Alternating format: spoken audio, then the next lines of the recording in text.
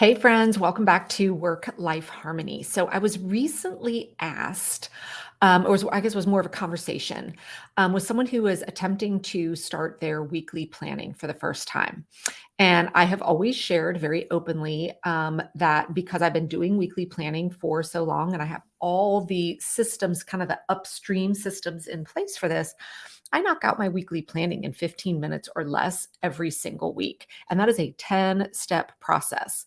And so someone had reached out and had heard, they're like, oh, okay. Their takeaway was weekly planning should take 15 minutes. And she reached out and she said, I've been at this for over an hour and I still don't have, like, I'm not even halfway done with my weekly plan. What am I doing wrong? And so we dug into it. And always the first question I ask is, well, you know, talk to me about the inputs, meaning what are all the places that you are storing the information that you need to reference in order to create your weekly plan. And as we dug a little bit deeper on that, we realized, well, she realized as she started going through it, that she had somewhere between 13 and 16 different places that she needed to look at to assess everything that was competing for her time in the upcoming week. And I was like, well, there we go. That's why you've been at this for so long and you're still not even halfway done.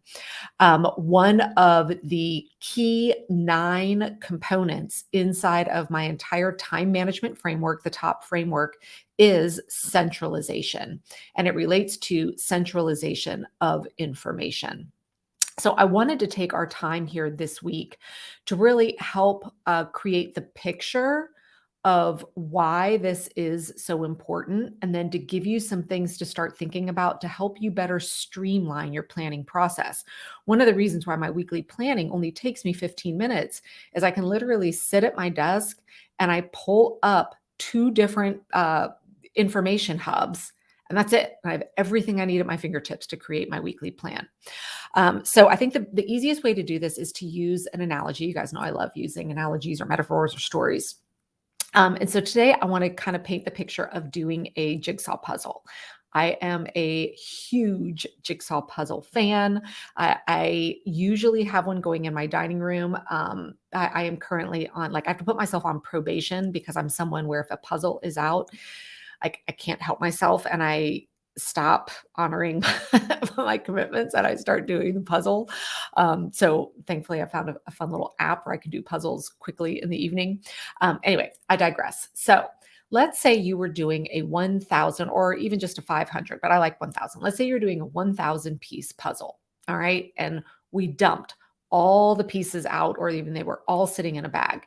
Let's think through, if you are a puzzler, what a lot of, I will say most people I know that love puzzles, what kind of steps they take when they are sitting down to put the whole puzzle together, right?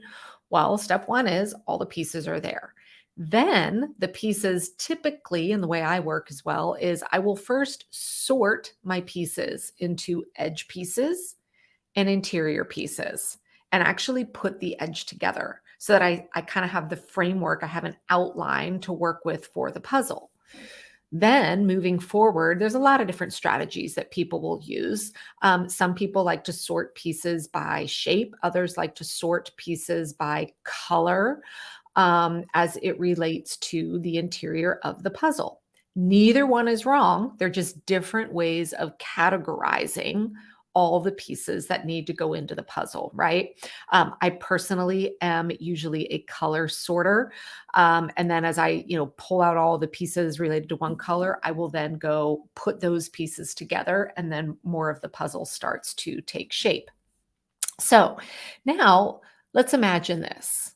Let's say you were sitting down to do a puzzle, but I came into your home, I took the bag of all the pieces, and I put like half of them on wherever, whatever puzzles, like in my house, maybe it'd be the dining room table. Half the pieces were sitting in the dining room table. Then I took a handful of pieces and I put them in the kitchen. Then I took a handful of pieces and I put them in your purse. Then I took a handful of pieces and ran them upstairs next to your nightstand. Maybe I took another handful and put them in your family room, and then some in your desk, and then, some pieces in a drawer somewhere. And then I said, okay, now go gather all the edge pieces. Imagine how much time it would take for you to run around. And you're not allowed to bring all the pieces back to the table. You have to leave all the pieces where they are and now go start doing the puzzle. Think of how long it would take for you to go to all those locations, right? And then what if, there was a bunch in your purse and you missed one of them? It would take you 10 times longer just to get those edge pieces out, right? And then I said, okay, you spend days getting the edge put together. I, on the other hand, have all my pieces together. Imagine how much faster I'm going to get that edge done. So now we've got the edges done. And now I say, okay, go ahead and start on the puzzle. How are you going to decide where you want to start? And again, I'm not going to allow you to put all the pieces together. Imagine how difficult that would be if you were going to all these different places, sorting through each one of these individual piles, trying to find what you bring, then bringing it back and trying to put the puzzle together. It would take you so much longer to get that puzzle done, right? Instead of having all the pieces in one central place. Well, guys, this is exactly what I'm talking about when I'm talking about centralization of information. If you are using sticky notes, around your desk, then a notebook by your bedside table, a notebook in your car, a notebook in your kitchen, along with a paper planner, along with your Google or iCal or whatever calendar, along with the notes app on your phone, and then some other app that someone told you to do, along with the task list feature in your Google Calendar to store information around the things that you need to do, the things you need to remember, the ideas that you have, the requests from other people. It's no wonder that when you sit down to try and create a plan for the week, it's overwhelming feeling. And yes, it's going to take you a ridiculously long time because you're going to constantly be going and looking at different places, trying to prioritize across different locations, different applications, different systems. This is why having a centralization of information is so critically important. Now, this usually leads people to say, well, I can't just have one place. Like, what if I am out and about and I wanted to have a centralized information hub, maybe in a notebook or my planner, but I'm out somewhere and I don't have it with me? Well, this is where implementing your own personal systems becomes so critical. Now, just like with the puzzle, how I said, there's a million right ways to put together the inside. It's whatever works for you. Finding the right system that works for you with your existing life is key. I'm not here to tell you that there's one right application or information hub to use. There's lots of different right ones. And I love seeing all the women inside my top program share what they're using because it's really powerful to see all the different really good systems and processes that people have in place. So I will give you an example of the difference between your information hub versus systems that support it in my personal life. So my information hub, I have, and I mentioned I bring up two things, right? I have one for personal and I have one for work. So I personally use ClickUp for work, and that's how the whole company operates. And then I use Trello for personal. So when I'm sitting down to do my weekly planning, I am pulling up ClickUp and Trello, and I have all the information that I need there.